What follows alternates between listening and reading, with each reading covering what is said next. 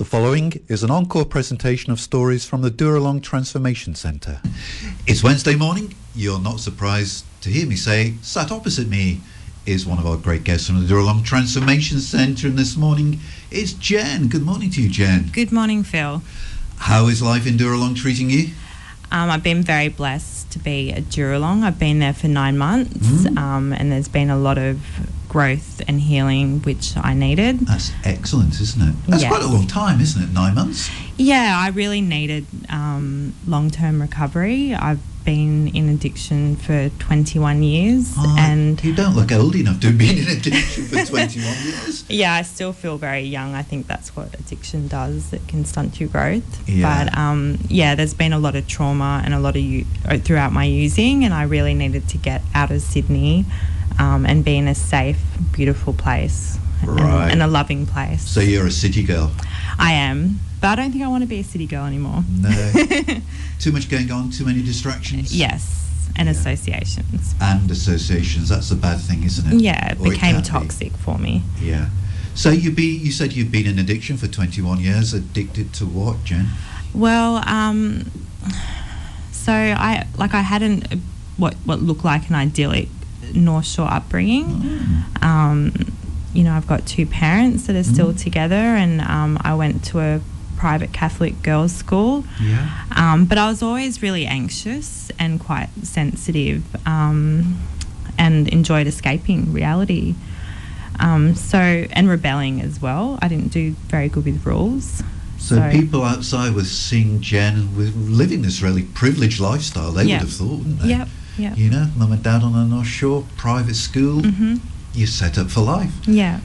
But that's not how it felt for you. I just had this inner discomfort, and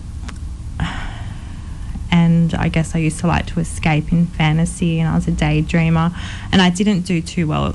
Like, I wasn't good at applying myself at school.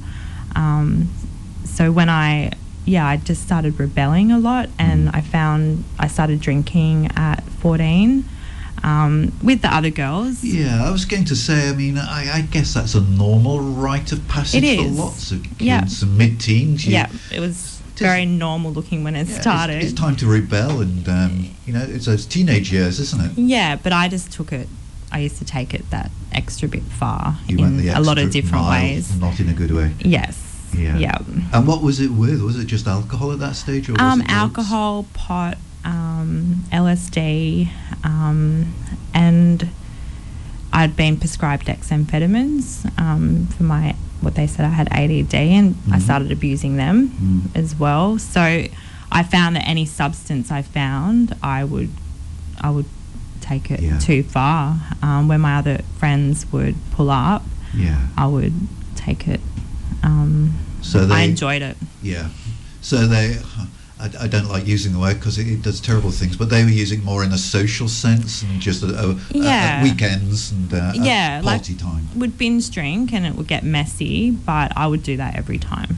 Yeah. And, the risky behaviour started as well. I was quite sheltered, so, I got myself into some unsafe situations at 16 years old. I'd left the school by then and was hanging out on the streets. You must have been driving your mum and dad mad with anxiety and worry. Yeah, I was. Yeah. I was. They didn't know what to do. And they could obviously see there was a problem with Jen. Yeah, they didn't know how to address it. They're pretty old school. No experience of this type of thing. I don't think. They didn't bring me up. They weren't expecting that. It's totally outside their comfort zone. Exactly. So our relationship became very distant by then, and even though I was living in their home and I'd left school, they said, I need to get a job if I'm going to live there. So I started working in offices as a receptionist. But, and I had a traumatic event happen when I was 16 as well, which not long after that I found heroin. Yeah. Yeah. And that's really a step up from the pot and the alcohol. It was. But just the way it came into my life, it was my first boyfriend. It was just there, and I just had it without caring. Like, maybe most people would think before they did something like that, but I just was like, and I had it, and it got rid of all that anxiety and self-consciousness and all that worry that I used to carry around, it relieved me of that. So that became my drug of choice after that. Did the name itself not scare you? I mean, I think it scares lots of people. You know, the word heroin, you think, oh no, this is bad. I hadn't learnt. I used to love Nirvana, so Kurt Cobain had just overdosed. Oh no, he didn't overdose from it, but I guess I knew about it from that. But otherwise, I hadn't really been had it around me. Yeah. And part of me just obviously didn't care that much about myself, and I just wanted the relief. And so into your late teens and your early 20s, you would describe yourself then as an addict? Yeah, but I was really good at hiding it. So I was working in corporate up until 7 years ago as a PA secretary, and I was, I guess, what you call a secret, highly functioning addict.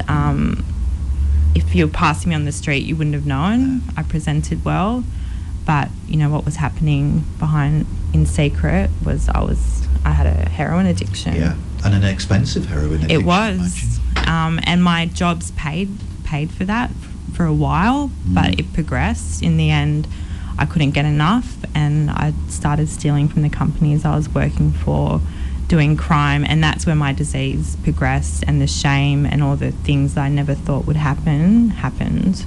And were you still thinking that you weren't an addict? No, I knew I was an addict from the get-go. Yeah. So did you reach out for help, or did you think you were helpless? It wasn't until the overdoses started happening, and that I had my first overdose at 20 years old, and I went to my first detox. But I would detox, and I'd start to feel a bit better, and I'd go back to my job, and I'd use my crutch again because I didn't know how to cope. No. I started using it at a young age. I didn't know how to cope without medicating myself. The ups and downs of life. When you had more downs than ups, you would immediately go to the... Yeah, it was drug. My buffer. Yeah. Yeah. Now, like Jen has just mentioned their overdoses, so she's being very honest with us.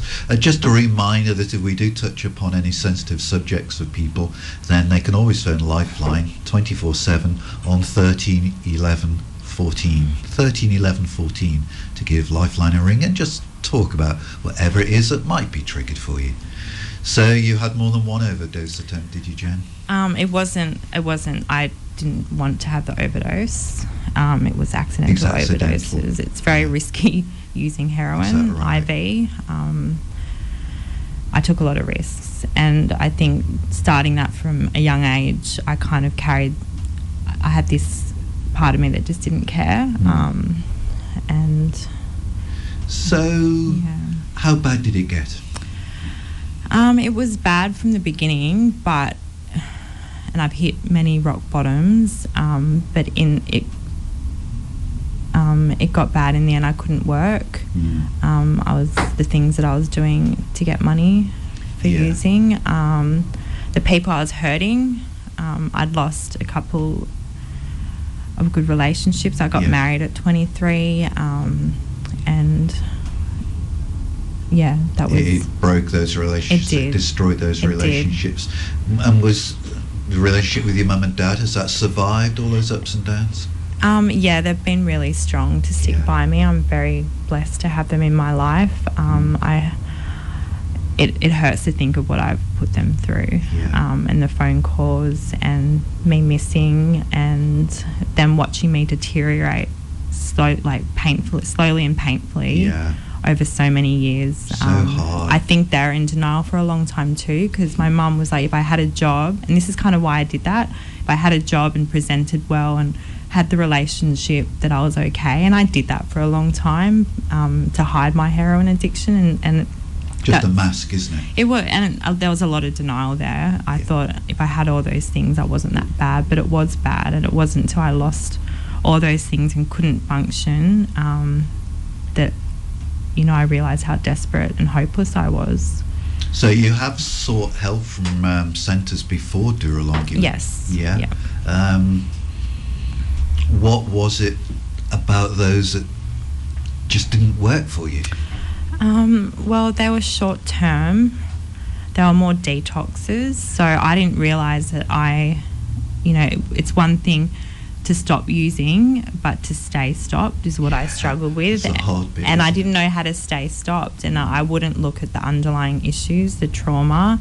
I had found the rooms of Narcotics Anonymous, but I wasn't ready to take on the suggested things.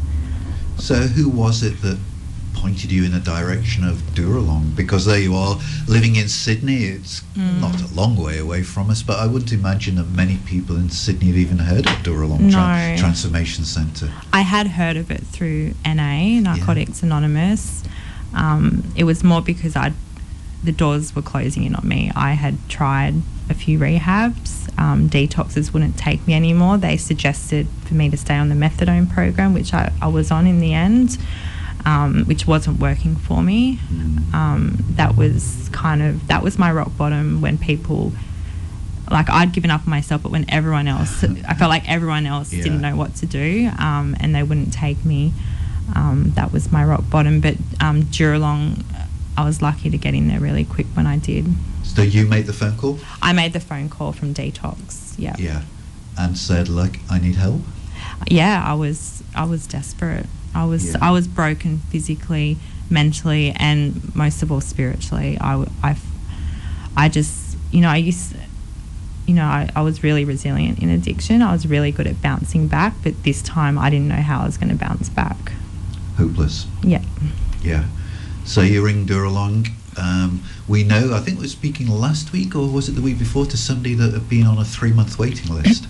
Very hard 3-month waiting list. Yeah, I think I was only on the waiting list for a few weeks. So, this is where I've started believing in God, because I could not get clean with where I was at in the end, and just for the doors to open up when they did, and for me to get in there. So really, the other rehab centre saying, no, Jen, we're not going to take you. We know what you're like. We can't take you again. That's how it was. It's been a blessing in disguise, really. It has been. I feel blessed. Yeah. So you ring Dooralong, they say 3 weeks, and that's the next chapter in your book? Yes, yeah. Let's hear about that chapter after we've had some more music. Let's listen to Mercy Wee. We're back, 28 minutes past 10. We're back talking to Jen this morning from the Dooralong Transformation Centre. Jen is all the way from Sydney, enjoying the last 9 months up here on the Central Coast. Well, I say enjoying. It's been hard work, but you are seeing the fruits of it now, aren't you? Definitely. Yeah. Now, we've spoken to a number of guys who said that during the first few days they just felt like they wanted to leave, and some had even packed their bags ready to go. God had a very special way of keeping you at Dooralong, didn't he? What did he do to you?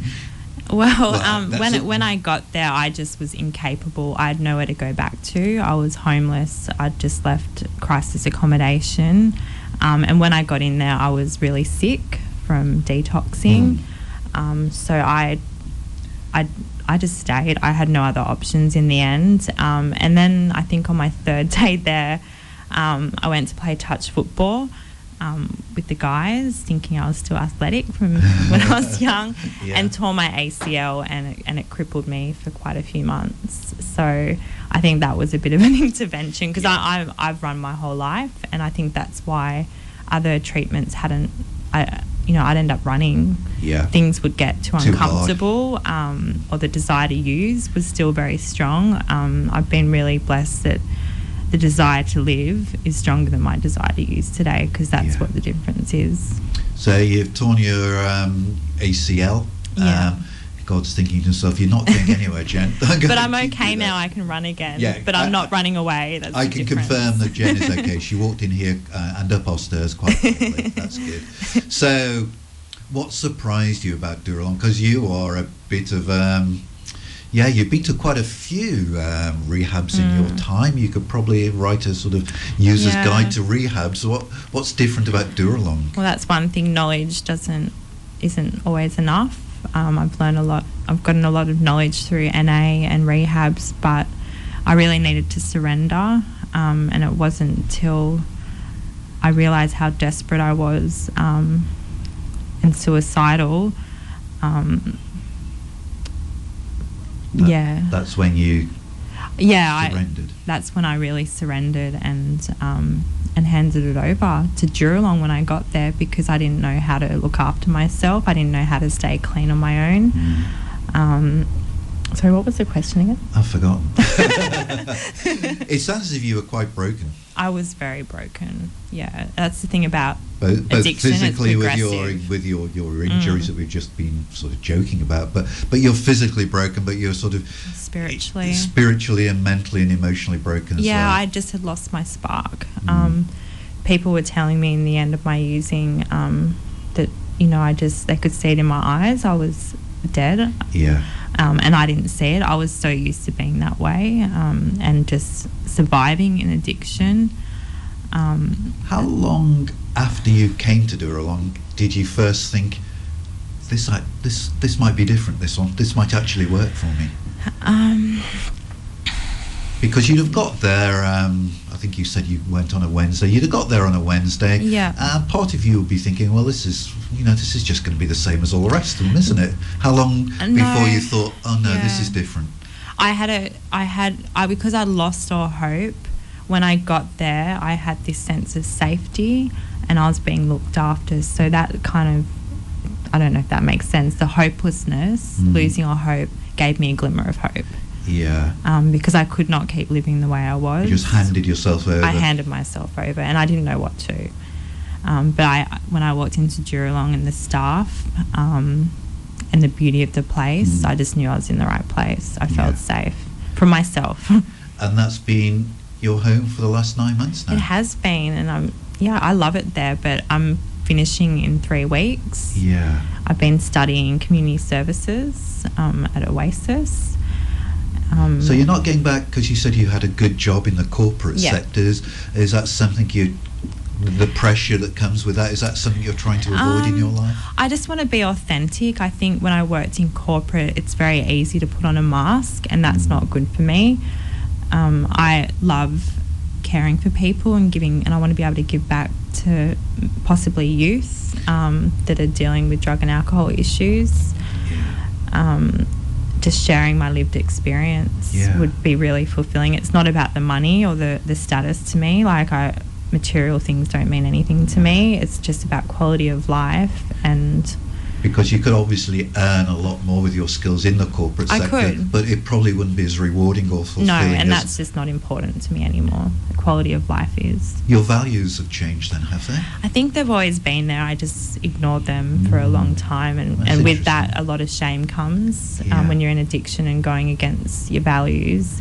You don't realise how much shame you're accumulating.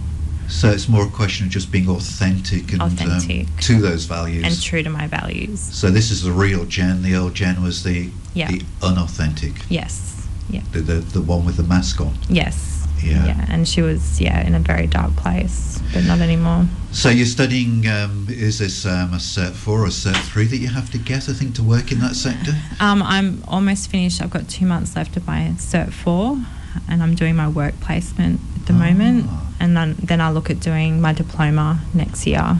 So you've had some work experience in this field? Yeah, I have. How's that gone for you? It's so fulfilling. I get to do work placement in youth, drug and alcohol and homelessness with where I'm doing my work placement at. Yeah. And that's been really good for my confidence as well. And I've actually never studied before, so to be able to go and finish a course is really good for me.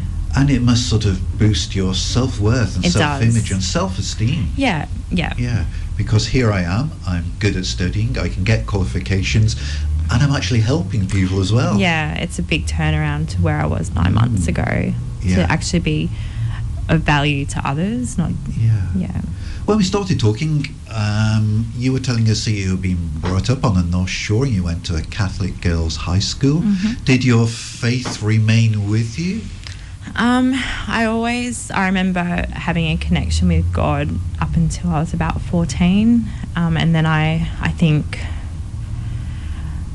due to possibly starting to act out, I rebelled and wasn't connecting to God. I think maybe I was undeserving, because the Catholic Church can be quite rigid around that stuff. And it's not until I came to Dooralong that I've started connecting with God again, my God. Yeah. Because I'm still funny around the church environment, but I do enjoy chapel, the music and the vibe and the community feel. So I will continue with that. Has that surprised you? It has. That spiritual journey that you've been on? Something you weren't expecting? Yeah. But a good surprise. It is. It's what I've needed. Yeah. We're talking to Jen this morning from the Dooralong Transformation Centre. Jen has been there 9 months, and one of the things that surprised her a little bit is the spiritual journey that she has been on. So you arrived on a Wednesday, you told me. That would have been chapel night. That would have been one of your first experiences at Yeah, Dooralong. and I felt like a raw nerve. I was still detoxing. I was really, really unwell. And that night was chapel night, and I stood up the back and I was like, what have I gotten myself into? I felt really uncomfortable. Everyone was really happy and singing and glowing, and I just couldn't see that for myself. But that changed. One morning I woke up and I wasn't sick anymore, and I noticed how beautiful it was. Yeah. I connected with the women there, which have been an amazing part of my journey. And then at chapel, I think the gratitude is what changed me. Just so grateful when you've lost the will to live, and you've lost everything so slowly and painfully, and then you realise that you have hope that you'll be okay. The gratitude. And I feel that when I'm in chapel with the music and it's the not vibe. only chapel night at Dooralong. You on Sundays you go out to the Long Jetty. The Long Jetty Church. What does that mean to you, Long Jetty Church? Long Jetty's been amazing. The people there, they're very loving, unjudgmental. Sandy has, she's, when I think of Long Jetty, I just think of hugs from Sandy.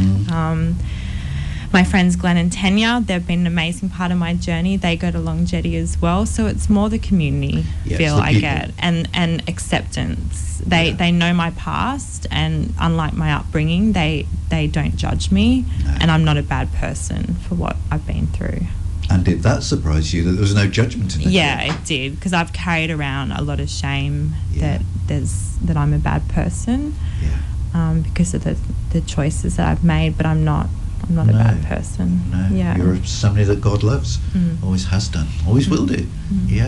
So you were telling us right at the very outset that you graduate very soon. I do, on the 28th of August. And then How do you feel about that?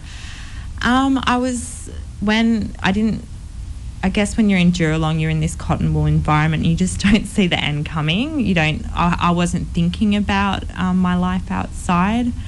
I was, you get used to the structure, and then when it was put to me that there's a bed in the exit house, aftercare, and this is a transitional house. Yeah, Salvation Army, and that I could go there pretty much now. The fear set in. The uncertainty of not knowing what's ahead of me. But I've been talking about it, and I've got outside supports. I've got Narcotics Anonymous. I've got people that have been through Dooralong that are living around here now, and I'm just going in faith.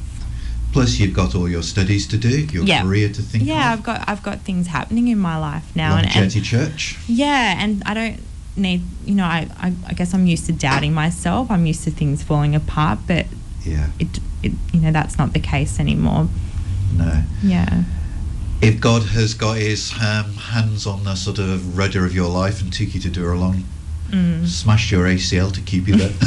Possibly. I don't know whether God really did that, but anyway, it definitely kept me there. Yeah, there was a silver lining to that cloud. Anyway, it did keep you there. You found your faith because you've had a faith, but that faith has been rekindled and re-energized. I needed that faith. Just recognition that you are a spiritual person, and that spirit needs feeding as well as the body. Yeah, if I look at my history and everything I've been through, I have been looked after. There's no doubt about that. It's just more, I feel more worthy of recovery now. When we started out, we were talking about your mum and dad. How are mum and dad? Are you still getting on with them? Yeah, I've had to really work at reconnecting with them. Trust issues, I would imagine, would be a big thing. Trust issues, and of just being lost in addiction for so long. I was pretty much just like a carbon copy of myself. I was just carrying myself. So now that my spirit's come back, I need to reconnect with them, which I have been. We went out for lunch on Sunday, and they're so grateful. They've seen the change, and they're getting elderly now, so I want to be able to be there for them like they were for me. Yeah.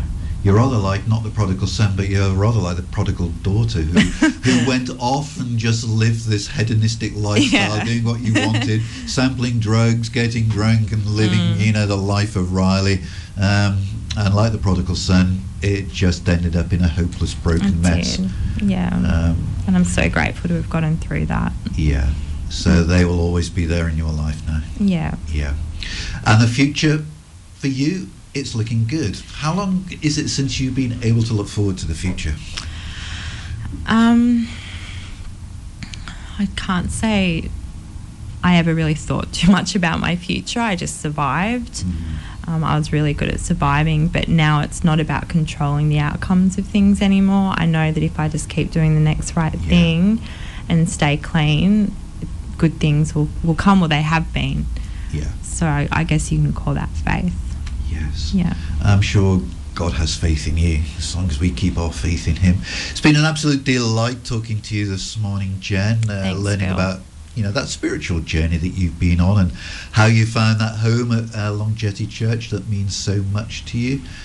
We just pray that God will continue to keep you in the palm of His hand. Thank you, Phil. And good luck with your... Do you have to take exams for Cert 4 and do all this studying? Or I'm getting a bit behind in my studies, so that's brought up a bit of stuff. But I'll get on to it. Okay, well, you go straight back to Dooralong, lock yourself in the cabin and do some work. Okay, thanks, Phil. Okay. You've been listening to an encore presentation of the Dooralong stories, which can be heard live every Wednesday at 10 a.m. and repeated 8 p.m. Sunday and 1 a.m. Wednesday, right here on 94.9 rema.cc.